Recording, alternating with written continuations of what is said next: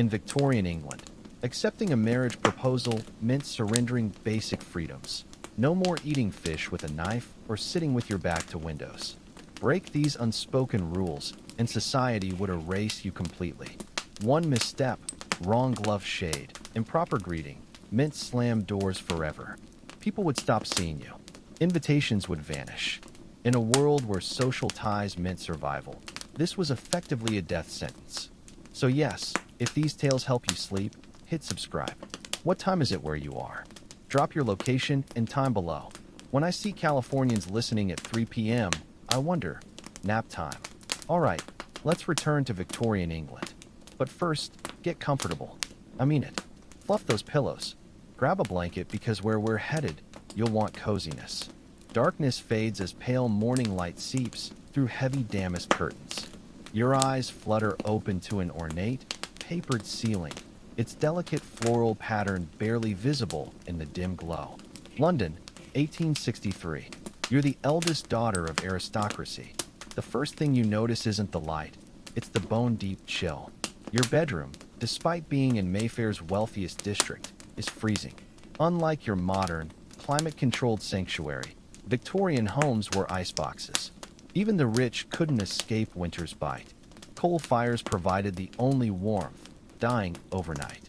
That first conscious moment. Pure, shivering misery. You don't move yet. You can't.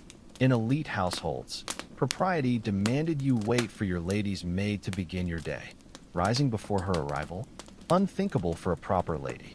I spent months studying Victorian women's diaries just to decode their morning rituals. The rigid formality would drive us mad. But for them, just another Tuesday. A soft knock. Your lady's maid enters with a porcelain basin of tepid water. You're lucky, middle-class homes reused yesterday's bathwater, reheated with a hot brick. The wealthy got fresh water. "Good morning, miss," she murmurs, setting down the basin and drawing the curtains. "It's 7. Lady Montgomery's tea is this afternoon." Those words electrify you more than any espresso. Lady Montgomery's tea, this week's most critical social event. Your mother has strategized for days. "Jane," you call, masking anxiety. "The blue dress or the green today?" The maid hesitates, weighing her response.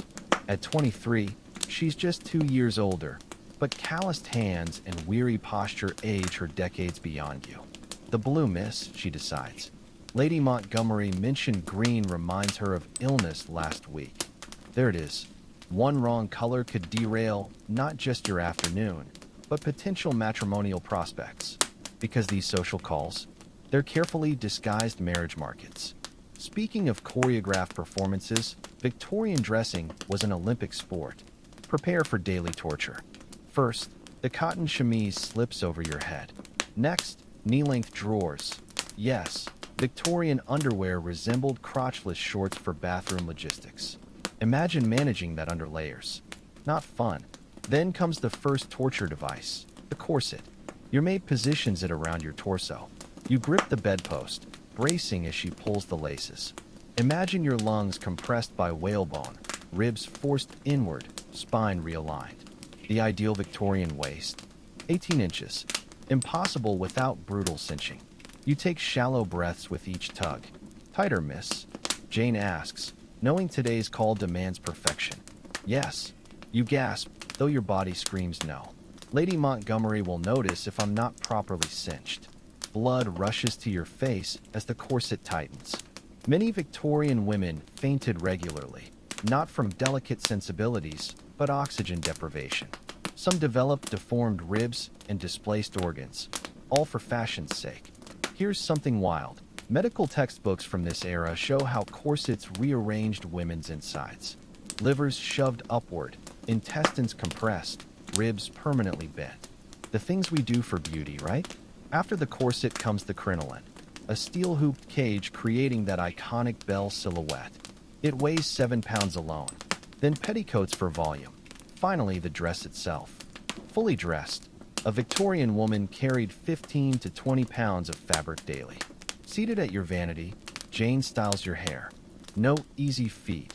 Victorian women rarely cut theirs, many sporting knee-length locks. The weight caused headaches. but cutting it was scandalous. The ideal Victorian woman?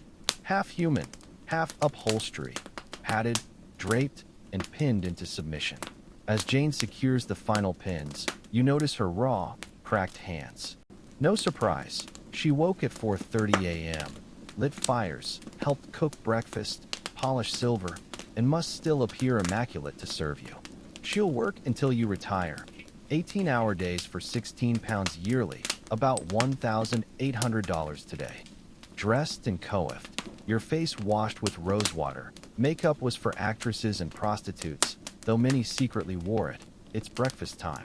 The hallways are eerily silent despite 14 servants. Good service meant invisibility, stepping into doorways or hidden passages when family passed. If you saw them, they'd failed. Here's something insane. Victorian homes were designed to hide servants. Separate staircases, corridors, even entrances ensured families never witnessed the labor maintaining their luxury. Like Amazon deliveries magically appearing without seeing the driver. At breakfast, your father sits at the head, already in morning coat, reading the Times. Your mother anchors the opposite end while younger sisters sit across. The table groans with dishes, eggs, kippers, toast, coddled eggs, ham, preserves. Victorians took breakfast seriously. "Good morning, father," you say with a curtsy. Yes, even to parents. He glances up briefly. "Good morning, Eleanor. Slept well?" Not really a question, so you just nod and sit. A footman materializes to pour tea. You don't thank him directly. Too personal. A slight nod suffices. Servant etiquette was absurdly complex. No thanks for routine work, but complete ignorance was rude. Know all names, but rarely use them. Notice exceptional service, but never mistakes. Breakfast conversation stays subdued. Victorian etiquette deemed mornings unfit for lively discussion.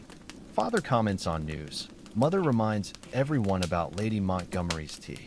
"Eleanor," she says, folding her napkin precisely. "Remember Lady Montgomery's niece will attend. She's newly engaged to Viscount Howick's son. Congratulate her, but only after Lady Montgomery acknowledges the engagement first. This is your daily minefield. Congratulate too early? Presumptuous. Too late? Rude or jealous? Every interaction has rules within rules. Internally you scream, "How do I remember all this?" Externally, "Yes, mother." Post-breakfast, your morning fills with appropriate activities. Some needlework, which you despise but must master. Piano practice, where your mediocrity goes politely unmentioned, followed by French lessons with your sisters. The entire time, your stomach knots with anxiety about Lady Montgomery's tea. Because here's the brutal truth. For Victorian upper-class women, social interactions weren't pleasantries. They were survival tactics. Your entire future depended on making perfect impressions, securing the right marriage, maintaining crucial connections. One misstep could mean spinsterhood in the attic, forever dependent on reluctant relatives. Meanwhile, 3 floors below, and 5 hours earlier, the Real machinery enabling your life of leisure had already sprung into action. Let me paint this pre-dawn scene. 4:30 a.m. The scullery maid Mary, just 13, jerks awake on her thin attic mattress. The space is pitch black and freezing. Servants' quarters went unheated. Her hands bleed from scrubbing floors and washing dishes with lye soap. She has exactly 3 minutes to dress before lighting downstairs fires. No time to wash. That luxury comes weekly for someone of her station. Her damp dress clings uncomfortably, washed the night before, and her hole-ridden shoes barely hold together. But she must hurry. The housekeeper's wrath waits for no one. By the time you wake at 7:30, Mary has already lit 15 fires throughout the mansion, helped prepare breakfast, emptied chamber pots. Yes, exactly what you're imagining. Scrubbed the front steps, all before your eyelids fluttered. I read a scullery maid's 1860s diary documenting 119-hour work weeks. For context, modern full-time jobs are 40 hours. She wrapped her bleeding hands in rags at night to avoid staining bedding. Now, as you prepare for Lady Montgomery's tea, your mother summons you for final instructions. Every detail matters. How many times to decline cake before accepting? Exactly once. Which chair to select? Never the most comfortable, nor the least desirable. How to hold your teacup? By the handle, never cradling. And remember, your mother adjusts her cameo. Lady Montgomery's son returns from Oxford next week. He'll attend the Harwicks' dinner Friday. There's the real tea. This isn't just socializing, it's reconnaissance. Your mother wants intel on the young man, his interests, prospects. Because at 21, you're nearing spinster territory in Victorian math. Your maid helps you change into the approved blue visiting dress and pins a petite hat to your elaborate updo. Gloves are mandatory. No respectable woman appeared barehanded publicly. Your mother inspects you like a general reviewing troops before battle. The carriage ride to Belgravia takes 20 minutes. You sit ramrod straight to avoid wrinkling your dress while your mother fires last-minute reminders. Smile pleasantly, but not excessively. Never contradict, even when wrong. Show interest without offering opinions. Internally you think. So basically, be a pretty doll with no thoughts. Externally you say, "Yes, mother," because that's what's expected. Lady Montgomery's townhouse looms impressively.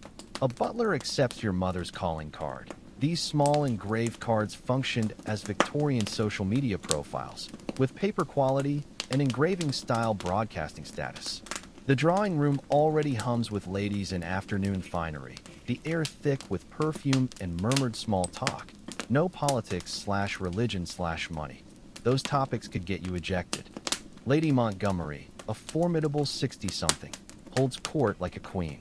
You follow your mother's lead, approaching first with a practiced curtsy. Miss Eleanor, Lady Montgomery's hawk eyes assess everything from your posture to your hemline. How lovely to see you again. You murmur the approved response, feeling like a tightrope walker. One misstep, and you'll plunge from social grace. Just as you sit, the door opens dramatically. The butler announces, "Mr. and Mrs. Harwick, Miss Harwick, and Mr. James Harwick."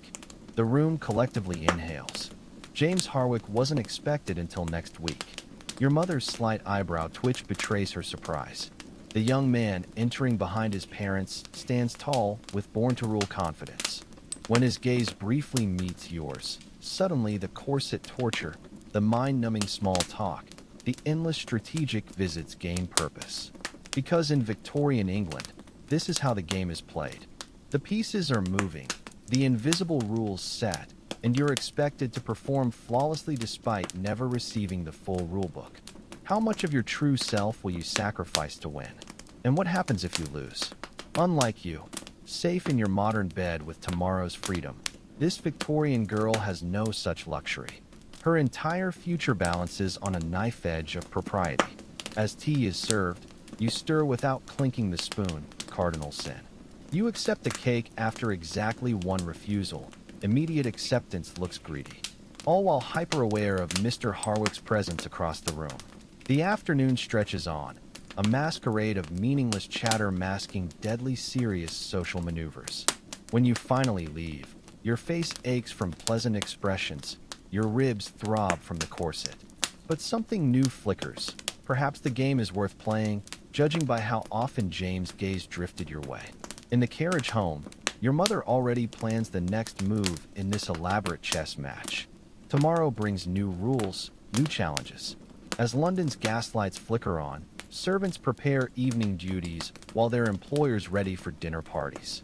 The great machine of Victorian society grinds onward, powered by unspoken rules, rigid hierarchies, and the ever-present fear of making that one fatal mistake. The drawing room door creaks open again, and suddenly the carefully choreographed atmosphere shifts like a gust of wind through a house of cards. The butler's voice booms with rehearsed precision. Mr. and Mrs. Harwick, Miss Harwick, and Mr. James Harwick. Every teacup in the room freezes midway to painted lips. You watch, through lowered lashes, as the Harwick family processes in, and there he is. James Harwick, not due back from Oxford until next week, standing tall in his London tailoring with that unmistakable air of privilege that comes from never having questioned one's place in the world. Your mother's fingers tighten imperceptibly on her saucer, the only outward sign of her surprise. The entire room holds its collective breath as Lady Montgomery rises to greet her new guests. This is the moment every debutante trains for since childhood, though no one ever speaks of it directly. James moves through the room with that effortless grace particular to wealthy young men who've never doubted their welcome anywhere. His eyes meet yours for one electrifying second before continuing his rounds. The message is clear. He'll come to you when the time is right, not before. Meanwhile, Mrs. Harwick and your mother begin their own delicate dance of veiled compliments and strategic pauses. What appears to casual observers as pleasantries about the unseasonably warm weather is actually the opening gambit in what could become months of careful marital negotiations. Your Eleanor has grown into quite the accomplished young woman, Mrs. Harwick remarks, stirring her tea clockwise, the proper direction. I understand she plays Mozart exceptionally well. Too kind. Your mother demurs, executing the required social pirouette. Though we were fortunate to secure Signor Moretti for her lessons. Your James has distinguished himself at Oxford, I hear. Second in mathematics, was it? This is how the marriage market operates. Through these seemingly innocuous exchanges where every word carries triple meanings. Neither woman would dream of mentioning dowries or inheritances directly. That vulgar discussion comes later between fathers and solicitors. For now, it's all about establishing mutual suitability through the acceptable proxies of musical accomplishments and academic honors. Across the room, James finally extricates himself from elderly Lady Winthrop's clutches and begins making his way toward you. Your pulse quickens in a most unladylike manner, but years of training keep your expression composed. You busy yourself with a macaron, taking precisely 1/3 of a bite, enough to show appreciation for the hostess's offerings, not enough to suggest greediness. Miss Hartley, his bow is textbook perfection. Might I compliment you on your choice of color today? That particular shade of blue quite puts me in mind of the Aegean Sea. This is more than polite small talk. By referencing your attire, he's signaling he noticed you the moment he entered. By comparing it to something as romantic as the Aegean, he's testing the waters of permissible flirtation. You're very kind, Mr. Harwick. You reply, fan fluttering at precisely the correct speed, not so fast as to suggest agitation, not so slow as to imply disinterest. Though I fear my experience of the Mediterranean is limited to books and watercolors. A gamble, this admission of limited travel, but better to appear honest than pretentious. His answering smile suggests you've chosen correctly. Then we must remedy that deficiency, he says, just loudly enough for nearby matrons to overhear. The light in roads during springtime is quite beyond description. This is dangerous territory. Any mention of future plans, however vague, could be construed as serious interest. You can practically feel your mother's gaze boring into your back from across the room. Before you can formulate a response, the tinkling of a silver spoon against crystal cuts through the murmur of conversation. Lady Montgomery stands at the center of the room. Her smile is carefully measured as everything else in this carefully constructed world. Ladies, gentlemen, I propose we adjourn to the music room. Miss Pembroke has kindly agreed to favor us with a selection from Chopin. The unspoken rules of the game demand you express appropriate enthusiasm, though you'd much prefer to continue your conversation with James. As the guests begin moving toward the music room, he offers his arm with a questioning glance. Shall we? The simple question carries enormous weight. To accept puts you squarely in the public eye as a potential couple. To decline would be unthinkably rude. You place your gloved hand lightly on his sleeve, acutely aware of dozens of watching eyes. As you walk, he leans slightly closer, just enough for his next words to be for your ears alone. I find myself hoping you might favor us with a performance later. Perhaps that Mozart sonata you play so well. Your breath catches. He remembers what you played at the Bennett's Musicale last season. This is no casual flirtation. He's been paying attention. The realization sends a thrill through you that no amount of corset tightness can contain. The music room welcomes you with its familiar sense of lemon oil and sheet music. James guides you to a pair of chairs, not too close to appear improper, not too far to seem disinterested. As Miss Pembroke begins her competent but uninspired rendition of a Chopin nocturne, You become acutely aware of his shoulder mere inches from yours, the way his cologne, something subtle with sandalwood, mingles with the room's floral arrangements. When the piece concludes, the applause is appropriately restrained. Too much enthusiasm would suggest the performer needed bolstering. Too little would be cruel. You murmur, exquisite, at precisely the right volume, loud enough to be overheard by Lady Montgomery, soft enough to maintain decorum. As the next performer is coaxed to the piano, James seizes the moment of distraction to whisper, "I understand you're to attend the Wilkisons' dinner tomorrow evening?" Your heart leaps. He's been inquiring about your social calendar. Indeed, though I fear my playing won't compare to tonight's performances. Nonsense, he counters smoothly. I had the pleasure of hearing you play at the Viscountess's garden party last summer. Your Mozart had rather more spirit than we're accustomed to hearing in drawing rooms. The compliment is dangerously specific. He's not only remembered your playing, but is now praising your deviation from the usual anemic performances deemed appropriate for young ladies. Is he testing you? Seeing if you'll take the bait of rebellion? You choose your next words with care. I find Mozart benefits from a certain vitality, don't you? Though naturally, within the bounds of good taste. His eyes gleam with approval at this carefully balanced response. Just enough personality to intrigue, not enough to alarm. The game continues, each move more exhilarating than the last. As the musical interlude concludes and guests begin circulating again, you catch your mother's eye across the room. Her slight nod tells you everything. You're performing exactly as hoped. The Harwick connection appears promising. James lingers at your side longer than strictly necessary before duty calls him elsewhere. His parting bow holds just a fraction more warmth than protocol demands. Until tomorrow evening, Miss Hartley. Not a question, a statement. The game is most definitely afoot. The carriage ride home should feel triumphant, but your ribs scream from 18 hours of corset confinement. Beside you, your mother exhales the quiet sigh of a general after a successful campaign. You handled yourself adequately, she concedes, the highest praise you'll receive, though you were perhaps overly animated when discussing roads. A lady's enthusiasm should never exceed a gentle warmth. You bite back the retort that springs to your lips, another rule in this endless rulebook. Instead, you watch gaslit London blur past the window, each flickering lamp another household playing the same elaborate game.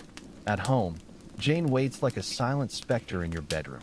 Her capable hands make quick work of hooks and laces, but you notice the raw redness around her cuticles, evidence of hours spent scrubbing your discarded gloves clean for tomorrow's dinner. The blue silk for the Wilkisons, I think, you murmur as she eases the corset's death grip.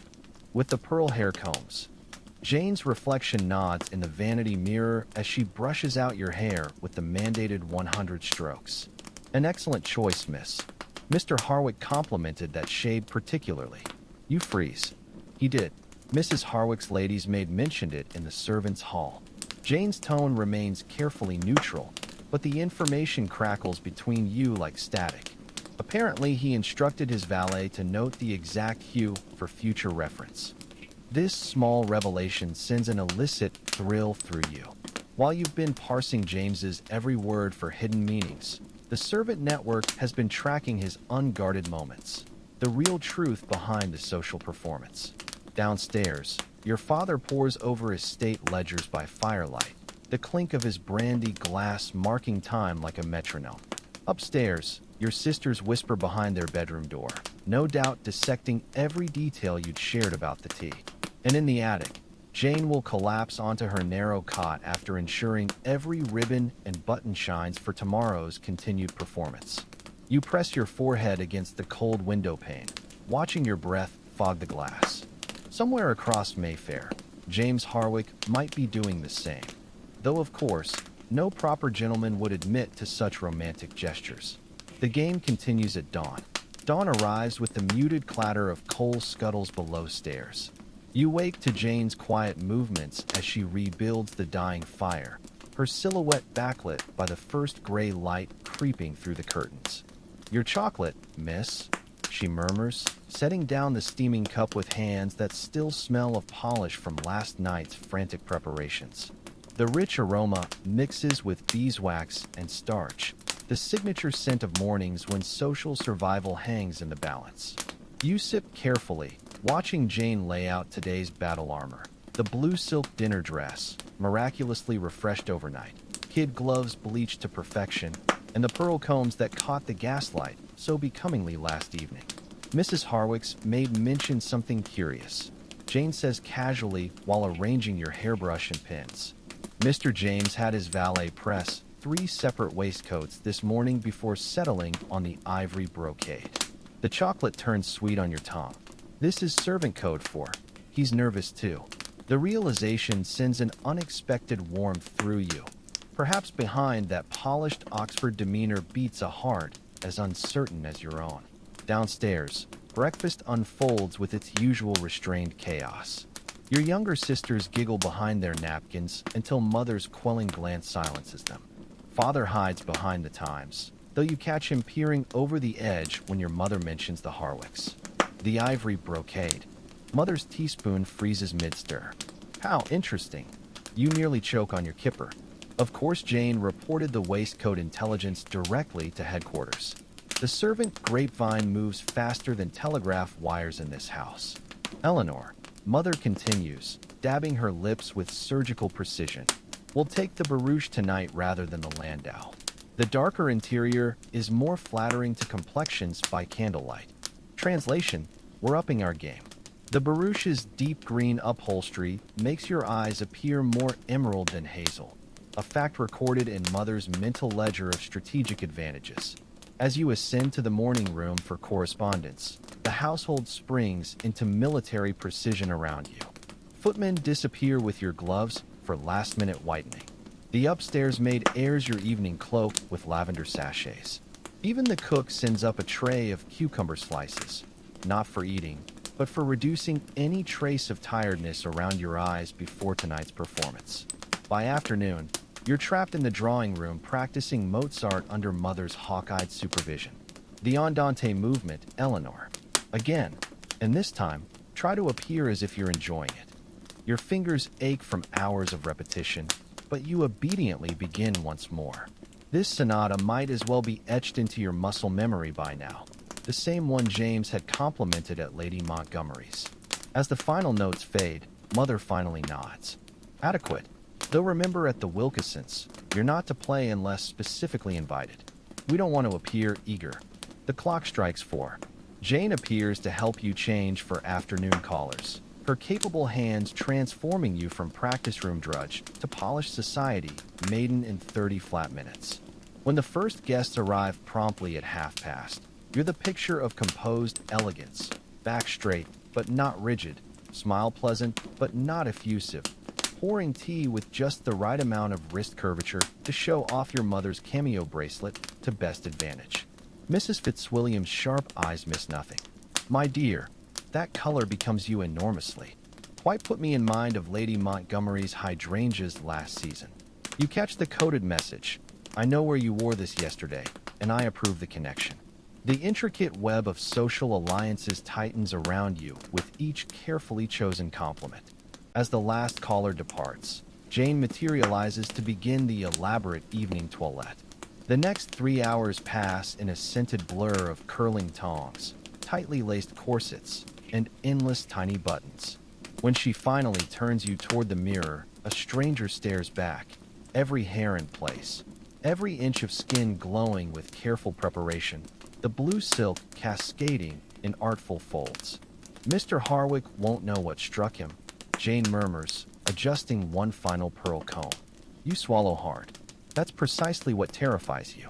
The Wilkisons' marble staircase gleams like polished bone under countless candles as you ascend on your father's arm. Your blue silk skirts whisper against the steps, each rustle a reminder of the fortune spent on this single dress, enough to feed a scullery maid's family for a year.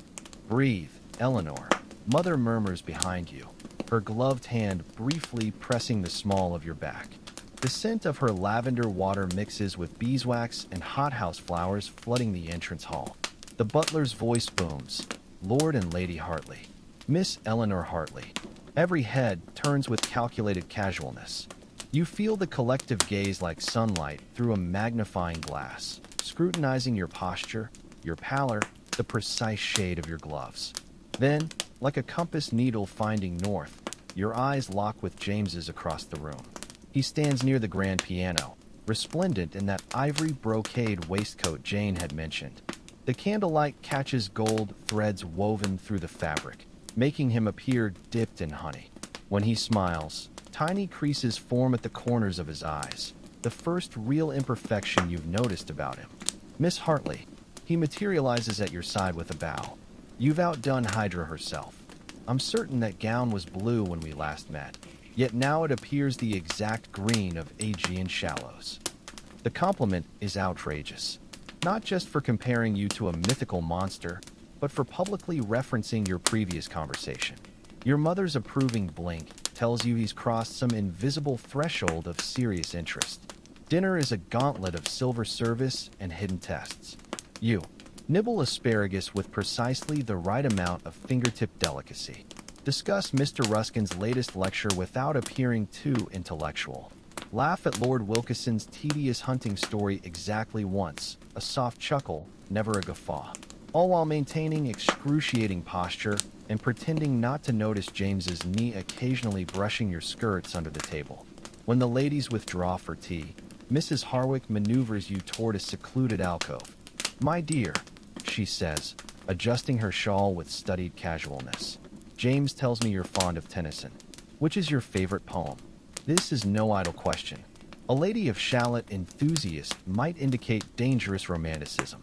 An Ulysses devotee could suggest unseemly ambition. "The princess," you answer smoothly. Particularly the line about knowledge being like the stars, meant to give light, not heat. Mrs. Harwick's teacup pauses midway to her lips. The reference to women's education is daring, but tempered by the moderation metaphor. After a heartbeat, she nods. You've passed. The gentlemen rejoin the party just as Lady Wilkinson announces musical entertainment. Your stomach plummets when she calls your name. "Miss Hartley, might you favor us with that Mozart sonata you play so delightfully?" James's encouraging nod gives you courage as you take the bench. The opening notes tremble slightly before finding their rhythm. Then something extraordinary happens. You forget. Forget the watching crowd. Forget the marriage calculations. The music takes over, your fingers remembering what your anxious mind cannot. When you glance up mid-movement, James stands transfixed, his usual polished composure replaced by something raw and real. The final chord hangs in the air a moment before applause erupts. Lady Wilkinson beams while your mother discreetly wipes her eyes. But it's James's quiet brava as he helps you rise that makes your pulse stutter. During the carriage ride home, no one speaks of what just happened. But when father squeezes your hand, you realize the game has changed. The morning after the Wilkinsons' dinner dawns with unexpected consequences. Jane enters bearing not just your usual chocolate tray, but a thick ivory envelope sealed with the Harwick crest. "Arrived by special messenger," she whispers, though her eyes sparkle with barely contained triumph. Mr. Harwick's valet personally delivered it to the butler. The heavy parchment feels like a live thing in your hands. Breaking the wax seal releases a faint scent of sandalwood, the same fragrance that had lingered near James last night. The note inside is brief but explosive in its implications. "Dear Miss Hartley, the memory of your exquisite Mozart still lingers. Might I have the honor of calling upon you and your mother this afternoon? Yours sincerely, James Harwick." Jane is already laying out your afternoon dress before you finish reading. Mrs. Harwick's maid just confided. He had his valet rewrite this 3 times before settling on that wording. This is the Victorian equivalent of a marriage proposal's opening salvo. A formal call, arranged through proper channels, but with the unmistakable subtext of serious intentions. Downstairs, breakfast becomes a war council. The blue-watered silk, mother decides, stirring her tea with military precision. Not the one with the Brussels lace, too eager. The simpler one that makes your eyes look like storm clouds. Father actually sets aside his newspaper. "I'll have Phillips prepare the Madeira." Harwick's father always preferred the 27 vintage at club. Even your sisters fall uncharacteristically silent, sensing the gravity of the moment. The entire household holds its breath as the clock ticks toward 3. When the doorbell finally chimes, your stomach performs an entire gymnastic routine. Through the parlor window, you watch James descend from his carriage. Not the casual caracal he sometimes drives, but the full family coach with the Harwick crest emblazoned on the door. This is a statement. His knock resonates through the house like cannon fire. The parlor doors swing open with theatrical slowness, revealing James standing at attention like a soldier reporting for duty. His morning coat is so impeccably tailored it seems painted on, the navy fabric pulling ever so slightly at the shoulders when he bows. Proof of those Oxford rowing muscles the gossip sheets love mentioning. Lady Hartley. His voice holds just the right note of deference as he greets your mother first. Miss Hartley. When his eyes meet yours, you catch the barest flicker of uncertainty beneath the polished manners. A crack in the armor that sends an unexpected surge of protectiveness through you. Mother plays her role to perfection. Mr. Harwick, how delightful. She gestures to the settee arranged precisely 3/4 of the way between the fireplace and window, close enough to the hearth to demonstrate hospitality, but not so close as to suggest inappropriate intimacy. Do sit. Eleanor, darling, perhaps you might pour? The ritual begins. You handle the spode teapot with exaggerated care, though your fingers threaten to tremble when James's pinky finger accidentally grazes yours during the sugar bowl exchange. The china clinks ominously, but disaster is averted. Mother steers the conversation towards safe harbors, the unseasonably warm weather, Lady Montgomery's recent garden party, the new exhibition at the Royal Academy, all while subtly testing James's intentions. I understand your sister recently became engaged to the Earl of Marlowe's second son, she remarks, stirring precisely 1/2 spoon of honey into her tea. Such a interesting family. Translation: we know exactly what sort of dowry your sister brought to that match, young man. James's teacup pauses midway to his lips. Indeed, though I've always believed marital happiness depends less on titles than on mutual understanding. His gaze flicks to you so quickly you might have imagined it. Don't you agree, Miss Hartley? The parlor air thickens. This is dangerous territory. He's inviting you to voice an opinion in front of your mother, a privilege usually reserved for married women or confirmed spinsters. You set down your cup with deliberate calm. As Mr. Shakespeare wrote, the marriage of true minds admits no impediments. Though naturally, family guidance remains invaluable. Mother exhales almost imperceptibly. You've threaded the needle perfectly, showing enough literacy to impress while acknowledging parental authority. James's lips quirk in suppressed amusement. He recognizes the skillful maneuvering. The conversation continues its elaborate dance until the clock chimes 4, the universally accepted endpoint for afternoon calls. As James rises to leave, he performs the most carefully calculated accident in courtship history. His glove slips from his pocket, fluttering open to reveal 2 tickets to tomorrow's Royal Philharmonic performance tucked inside. Oh, how clumsy of me. His tone suggests this is the first time he's ever dropped anything in his privileged life. These must have a... Mother's eyebrows reach new heights as she glimpses the tickets. The program? Mozart's Symphony No. 40, the very piece you'd played excerpts from at the Wilkisons. The silence stretches like overworked corset laces before Mother finally says, "How serendipitous." Eleanor has been longing to hear that particular symphony performed properly. James's smile could power all the gaslights in Mayfair. Then perhaps, if it wouldn't be too forward, the negotiation concludes with excruciating politeness. James will escort you both in his family's box, with Lady Montgomery conveniently joining as chaperone. As the door closes behind him, Mother turns to you with the satisfied air of a chess grandmaster. Well, it seems Mr. Harwick has developed rather specific musical tastes. Upstairs, Jane practically floats as she helps you change for dinner. His valet told the footman they've already sent for your favorite lemon cakes from Gunter's to have waiting at intermission. You stare at your reflection in the dressing table mirror. The The girl looking back seems both familiar and strange. Someone poised on the precipice of a life-changing decision, yet still required to appear perfectly composed through it all. Somewhere across London, James is likely enduring similar scrutiny from his own family. The game continues, but the rules are about to change forever. The morning of the concert arrives with the precision of a military campaign. Jane wakes you before dawn to begin the elaborate toilette. Your corset is laced fractionally looser than usual, for easier breathing during emotional passages. Mother had decreed, and your hair is arranged in a new style copied from last week's La Mode Illustrée. Downstairs, the household operates at heightened alert. Father actually appears at breakfast, uncharacteristically interrogating the footman about the weather forecast. Cook sends up a light repast of poached eggs and toast points, enough to sustain you through the evening, but not so much as to risk unseemly indigestion during Mozart's crescendos. You'll wear the lavender silk, Mother announces, as if revealing battle plans. With the pearl drop earrings your grandmother gave you. Not too showy, but significant. The unspoken meaning hangs heavy. These were your maternal grandmother's betrothal earrings, worn by every Hartley bride since 1793. Jane's hands tremble slightly as she fastens them. Whether from exhaustion or the gravity of the moment, you can't tell. When James's carriage arrives promptly at 7, the entire household assembles in the front hall like a guard of honor. Even the usually stoic butler blinks rapidly as he opens the door.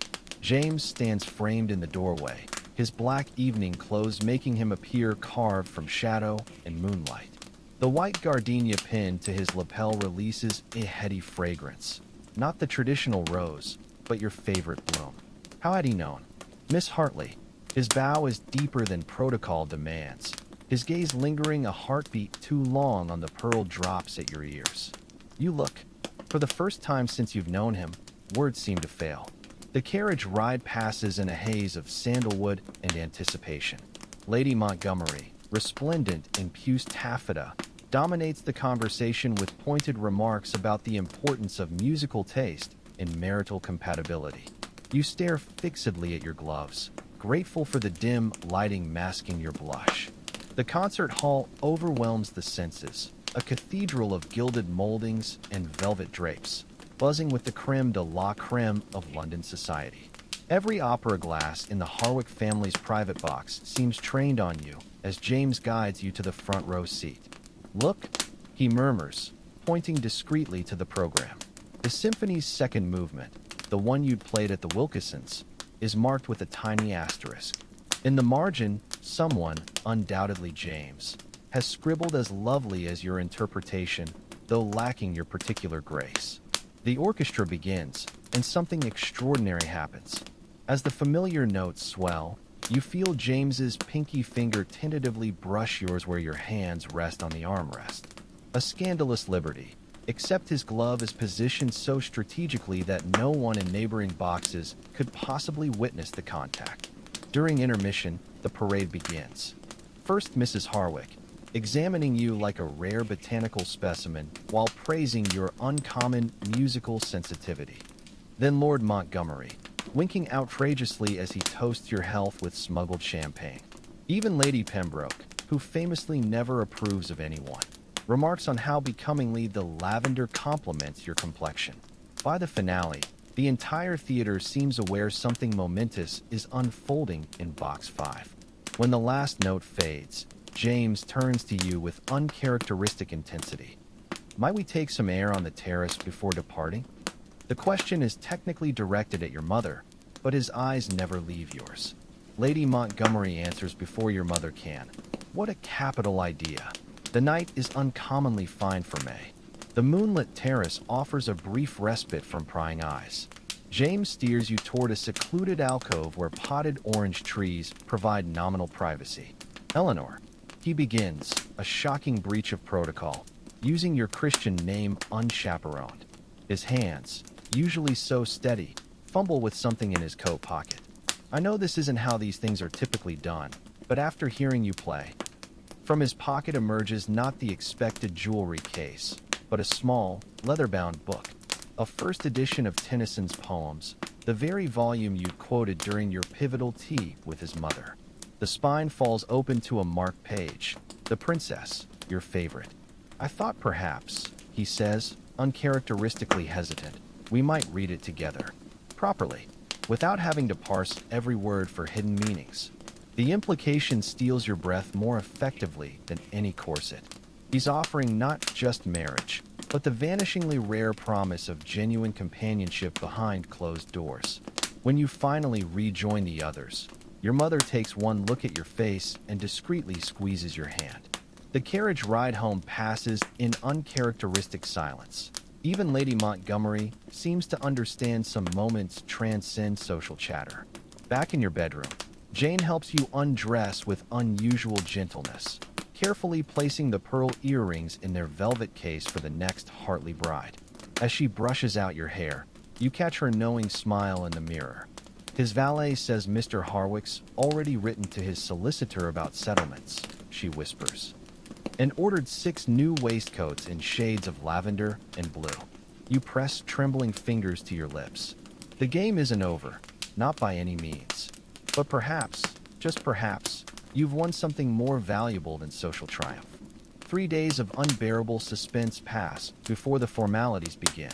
On Thursday morning, a liveried footman arrives bearing the Harwick crest-embossed card requesting an audience with your father. The household erupts into controlled chaos. Silver is polished to mirror brightness. The best China tea service emerges from its glass cabinet, and even the usually unflappable butler rehearses his announcement in the front hall mirror. When James enters the drawing room precisely at 11, the transformation is startling. Gone is the relaxed charm of your musical outings. He wears his most somber morning coat, his posture rigid, as if facing a firing squad rather than a potential father-in-law. The customary bouquet in his hands, lilies of the valley, symbolizing the return of happiness, trembles slightly despite his ironclad self-control. Sir, he begins, addressing your father with a gravity usually reserved for treaty signings, I come seeking permission to pay my addresses to your daughter Eleanor. The archaic phrasing hangs in the air like smoke after cannon fire. From your strategically positioned seat near the window, you watch your father's face cycle through carefully suppressed emotions, approval warring with paternal protectiveness. After what feels like a geological epoch, father sets down his untouched brandy. And what provisions would you make for my daughter's comfort, Mr. Harwick? The negotiation begins in earnest. Jointures, pin money, the London house versus the country estate.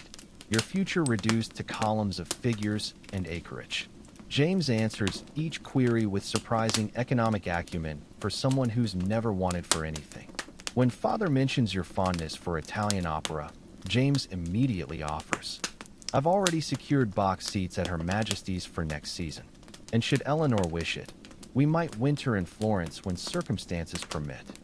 This last detail, the casual mention of foreign travel, makes your fingers tighten on your embroidery hoop. Continental tours were rare luxuries, the domain of artists and invalids, not proper young matrons. That he'd considered this. The interview concludes with handshakes and the first genuine smile you've seen from your father in weeks. As James rises to leave, he pauses at your chair, not touching, not even looking directly at you, but close enough that his sleeve brushes your shoulder. Until Sunday, he murmurs, just loud enough for your parents to hear. Sunday being when the Harwick family will formally receive yours for afternoon tea, the next step in this elaborate courtship minuet. The moment the door closes, mother swoops down like a hawk spotting prey. Florence, the Harwick villa overlooks the Boboli Gardens, you know. Her fingers flutter excitedly as she lists the social advantages of such a connection. And his uncle sits on the board of the Royal Academy. Imagine the exhibition openings. Only later, when Jane helps you prepare for bed, do you learn the most telling detail. Mr. Harwick's valet says he spent last night reviewing agricultural reports on your father's estates. She whispers while braiding your hair. Knew every acre yield and tenant name by heart when questioned. You pressed the heels of your hands against your suddenly stinging eyes. He hadn't just memorized poetry and musical programs. He'd studied dry land surveys to prove himself worthy. The realization steals your breath more effectively than any corset ever could. Sunday dawns with a tension thicker than London fog. The Harwick family tea represents the final gauntlet before official engagement. Your last chance to either impress or ruin everything. Jane works in silent concentration, her fingers weaving your hair into an intricate crown braid that took 3 maidservants all morning to perfect. Mr. Harwick's valet says they've imported special Darjeeling from their Calcutta plantation. She murmurs, securing the final pin. Brewed exactly 3 minutes, just as you prefer. This small revelation, that James has noted your tea preferences, sends warmth flooding through you. The meticulous preparations continue. Gloves bleached to pearl perfection, petticoats starched to whisper rather than rustle, a new parasol in Harwick blue. Mother's hands tremble as she adjusts your cameo brooch. Remember, Eleanor. Smile but not too broadly. Speak when addressed but never first. Compliment Lady Harwick's rose garden but don't overdo it. You recite, earning a rare approving squeeze. The Harwick mansion looms like a palace from a storybook, its Portland stone facade glowing golden in the afternoon light. Liveried footmen flank the entrance, their powdered wigs so white they seem carved from marble. The drawing room doors swing open to reveal a tableau straight out of your most anxious dreams. Lady Harwick presiding over the silver tea service like a queen, Sir Reginald Harwick examining you through his monocle, and James standing stiffly near the piano, his usual effortless grace replaced by uncharacteristic rigidity. The Hartleys. Lady Harwick's smile doesn't reach her assessing eyes. How delightful you could join us. The next hour becomes an exquisite torture of balancing teacups and social landmines. You nod appreciatively at Lady Harwick's tedious anecdote about her pug's digestive troubles. Discuss the weather with Sir Reginald using precisely 5 syllables per sentence. Resist the urge to kick James when he mentions your Mozart playing yet again. Then disaster. More tea, Miss Hartley? Lady Harwick's hand hovers over the pot. You know this trick. Accept too eagerly and appear greedy. Decline too quickly and seem ungrateful. The perfect lady takes exactly 1 more half cup after initial refusal. But as you open your mouth to deliver the rehearsed response, the unthinkable happens. Your corset stays dig into your ribs with sudden, brutal force. A gasp escapes before you can stop it. James moves faster than propriety allows, intercepting the teapot mid-pour. Actually, Mother, I was hoping Miss Hartley might favor us with a turn in the gardens first. The white roses are at their peak. His intervention is so swift most wouldn't notice the near catastrophe. But Lady Harwick's raised eyebrow confirms she's registered both your near slip and her son's unseemly haste to cover it. The garden offers merciful escape. Once out of earshot, James's facade crumbles. Are you quite all right? You turn positively ashen. His genuine concern, so at odds with proper decorum, makes your throat tighten. Just the stays, you admit, shocking yourself with the confession. Instead of recoiling at such vulgar mention of undergarments, James's shoulders slump with relief. Thank God. I thought perhaps the salmon sandwiches had gone off. The absurdity strikes you simultaneously. Here you stand amidst the most important social moment of your life, whispering about corset mishaps like conspirators. A giggle bubbles up, threatening to erupt into full-blown hysteria. James's hand brushes yours, a fleeting, forbidden contact hidden by your overlapping skirts.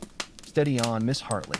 Only 20 more minutes of torture before we can reasonably escape. When you re-enter the drawing room, something has shifted.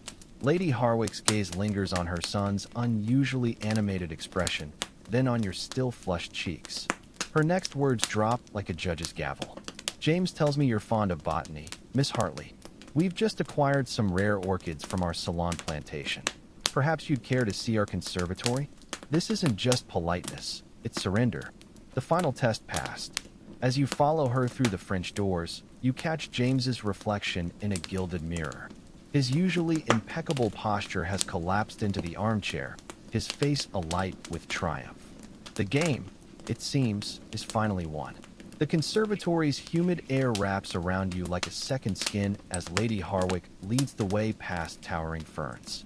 The glass-paned ceiling filters afternoon light into emerald pools, illuminating orchids that seem too vibrantly colored to be real.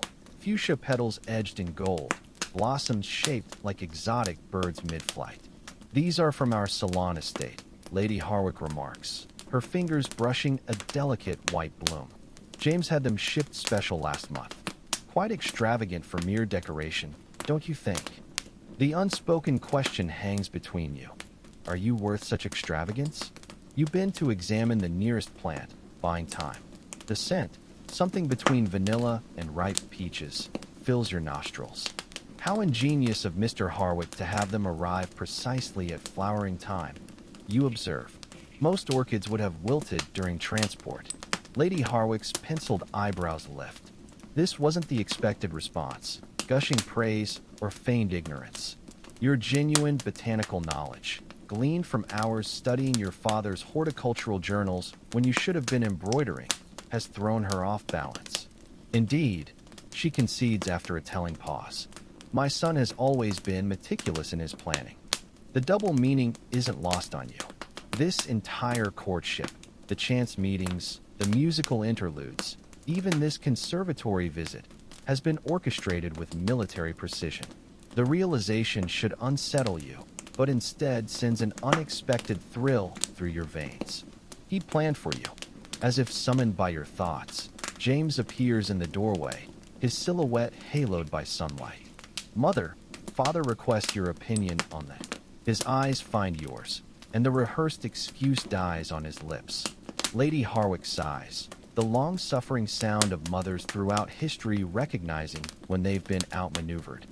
Yes, I'll leave you two chaperoned," she emphasizes, gesturing to the maid stationed discreetly by the door, "for precisely 5 minutes." The moment her footsteps fade, James crosses to you with uncharacteristic urgency. Well, his usually impeccable cravat sits slightly askew, as if he's been tugging at it. This small imperfection undoes you. Without thinking, you reach up to straighten it, your gloved fingers brushing the warm skin of his neck.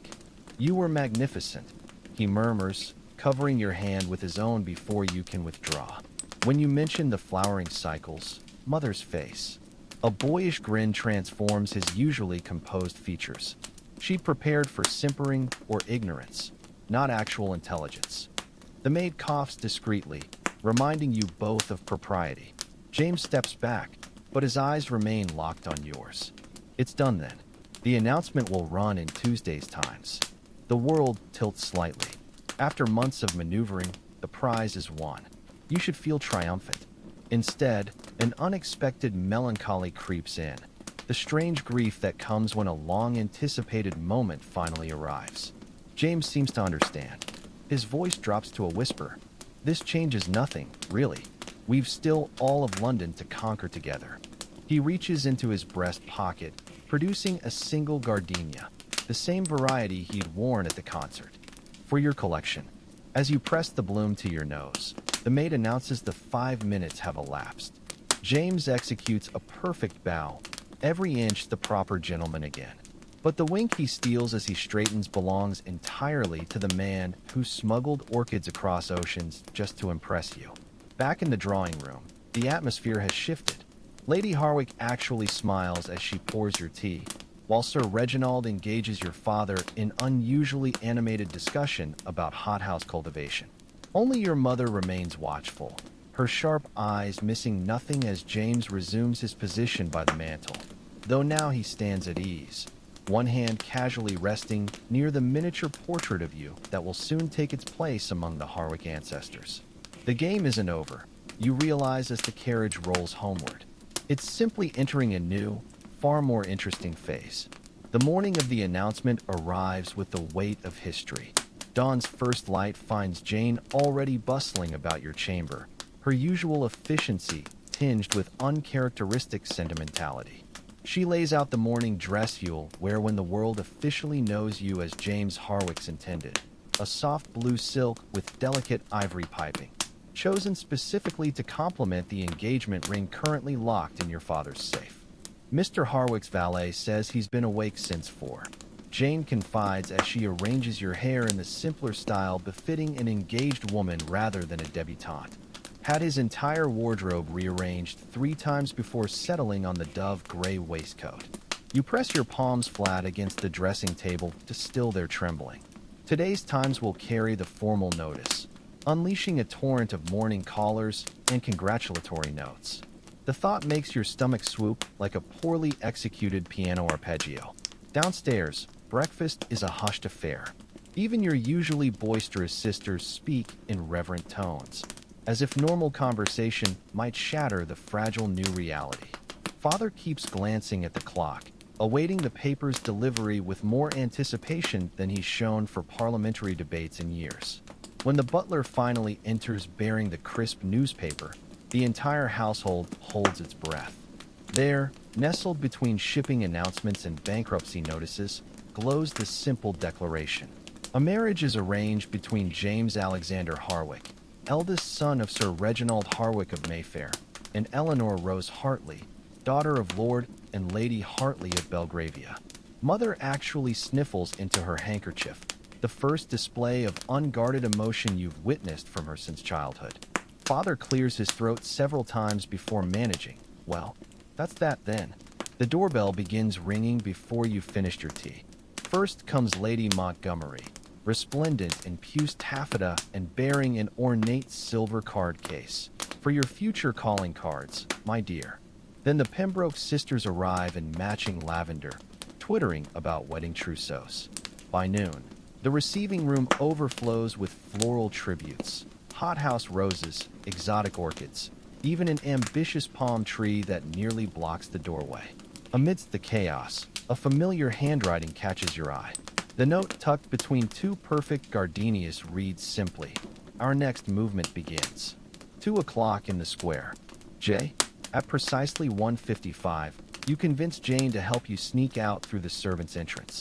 The Mayfair Square lies deserted in the post-lunch lull, its wrought iron benches empty save for one familiar figure. James rises as you approach, his usual impeccable tailoring replaced by an uncharacteristically simple morning coat.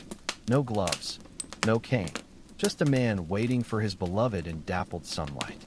"You came." His voice holds quiet wonder, as if he'd half expected you to remain imprisoned by propriety even now. You lift your face to the rare spring sunshine. "I believe we've established I'm full of surprises, Mr. Harwick." "James," he corrects softly. "At least when we're alone." The name feels foreign yet thrilling on your tongue. James. He doesn't kiss you. Such liberties must wait for the wedding. But his fingers brush yours where they rest on the bench, skin to skin for the first time without layers of kid leather between. The contact sends a current through you more potent than champagne. 3 months, he murmurs, tracing idle circles on your palm. An eternity. The conventional engagement period stretches before you like a prison sentence. Morning calls, dress fittings, endless discussions of floral arrangements and guest lists. But here in this stolen moment, with his thumb stroking your pulse point, you glimpse the future beyond the pageantry. Whispered conversations in firelit libraries, shared smiles across crowded rooms, the quiet intimacy of a life built together rather than simply arranged. A carriage rattles past, jolting you back to reality. James sighs, reluctantly withdrawing his hand. "We should return before they send search parties." But as you walk back through the mews, his sleeve brushes yours with every other step. A silent promise that the game you've played so well is merely the overture to something far grander. The weeks between engagement and wedding blur into a whirlwind of social obligations. Each morning begins with Jane presenting a stack of invitation cards thicker than your thumb, breakfasts with future in-laws, dress fittings that leave you prickly with pins, endless consultations about monogram designs for your new silver. Your trousseau grows to ridiculous proportions. 12 dozen embroidered handkerchiefs, 30 pairs of kid gloves in varying shades, a traveling cloak lined with enough sable to outfit a small Russian village. Mother supervises each acquisition with military precision, though you catch her dabbing at her eyes when the first shipment of Brussels lace arrives from your future mother-in-law. You'll want the rose pattern for every day, Mrs. Harwick advises during one particularly grueling fitting, but reserve the Point de Venise for receiving important callers. James remains frustratingly absent from these feminine rituals, restricted by propriety to brief, well-chaperoned afternoon visits. Yet his presence lingers in every detail. The sapphire earbobs matching his family crest, the monogrammed stationery bearing both your initials entwined, even the peculiar scent of his cologne that somehow clings to every gift he sends. At Lady Rutland's garden party, you finally glimpse the machinery behind your carefully orchestrated courtship. While admiring the rhododendrons, you overhear Mrs. Harwick confide to your mother. James had his man of business investigate your family's holdings last winter. Came home raving about Lord Hartley's innovative crop rotation. Your teacup clatters against its saucer. All those chance conversations about agricultural reform, James's seemingly spontaneous interest in tenant housing improvements. Every word had been carefully researched. The realization should unsettle you, but instead sparks unexpected warmth. He hadn't just wanted a pretty ornament. He'd sought a partner who understood estate management. The final fortnight descends into pure madness. Relatives materialize from obscure country estates. Your youngest sister develops a dramatic limp to avoid flower girl duties. Cook threatens to resign when Mrs. Harwick insists on importing French pastry chefs for the wedding breakfast. Through it all, Jane remains your steadfast ally. Mr. Harwick's valet says he's rewritten his vows 3 times. She whispers one night as she brushes your hair. Keeps worrying the Latin phrasing isn't perfect. The morning of the wedding dawns clear and bright, a minor miracle for London. Jane wakes you with lavender-scented water and a conspiratorial smile. Something old, something new. The dress takes 3 maids to maneuver. Yards of ivory satin cascade over hoops large enough to sail a small boat. The lace veil, your grandmother's, floats like morning mist as Jane secures it with the pearl combs James had admired at your first dinner party. You look. Jane's voice cracks as she adjusts your train. You look like a queen. The carriage ride to St. George's passes in a haze of perfume and pounding heartbeat. Through the church doors, you glimpse a sea of nodding plumes and glinting opera glasses. Then the organ swells, and suddenly there's only James at the altar, his usually composed face alight with wonder as you glide toward him. When he slides the ring onto your finger, his hands tremble noticeably, a vulnerability you've never witnessed before. As the bishop pronounces you man and wife, James leans in closer than strictly necessary to whisper, "At last, my Eleanor. Not Mrs. Harwick. Not my wife. My Eleanor." The distinction rings in your ears all through the interminable receiving line, the lavish breakfast, even as you change into your traveling costume for the wedding trip. Only when you're finally alone in the carriage bound for the Harwick country estate does the full weight of the day settle upon you. The rigid posture you've maintained since girlhood slips as you slump against the squabs. James laughs softly, removing his gloves to massage your aching fingers. You can stop performing now, darling. The reviews are in, resounding success. The countryside rolls past in golden twilight as his thumb traces circles on your palm. Somewhere ahead lies your new home, your new life, your new role. But for this singular, stolen moment between the girl you were and the woman you'll become, there's only this, his hand in yours, finally free of gloves. The carriage wheels crunch over the gravel drive as Harwick Manor emerges from the twilight. A sprawling Elizabethan masterpiece of honey-colored stone, its mullioned windows ablaze with welcoming light. Your new home. James helps you alight with exaggerated care, his hands lingering at your waist longer than strictly necessary. Welcome to your kingdom, Mrs. Harwick. The staff lines up in the great hall like a regiment at review. Butlers, housekeepers, footmen in descending order of importance. You recognize some faces from London, but most are strangers who will now dictate every aspect of your daily life. The housekeeper, a formidable woman with steel-gray hair, steps forward with the keys to your new domain dangling from a heavy ring. Mrs. Norris, at your service, madam.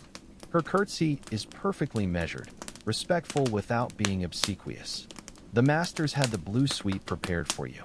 I took the liberty of airing the linens myself. James coughs discreetly. Actually, Mrs. Norris, my wife will be occupying the Countess's chambers. A ripple passes through the assembled staff. The Countess's suite hasn't been used since James's grandmother's time, a symbolic changing of the guard. Mrs. Norris's eyes widen fractionally before she recovers. Of course, sir. At once. Your new rooms take your breath away. The sitting room alone is larger than your entire bedroom at home, with French doors opening onto a private balcony. The massive four-poster bed dominates the sleeping chamber, its embroidered canopy depicting scenes from A Midsummer Night's Dream. But it's the dressing room that stops you in your tracks. An entire wall of built-in wardrobes, a vanity table large enough to host a small dinner party, and most astonishingly, a modern plumbing system with actual hot running water. James hovers in the doorway, uncharacteristically hesitant. Do they meet with your approval? You're saved from answering by the arrival of dinner, a ridiculously elaborate affair considering you'd gorged yourself at the wedding breakfast. Course after course appears as if by magic, served by expressionless footmen who vanish the moment their duties are complete. Over poached pears and claret sauce, James finally relaxes, his cravat loosened and waistcoat unbuttoned. I've instructed the staff to give us 3 days privacy before the onslaught of well-wishers begins. His fingers trace the stem of his wine glass.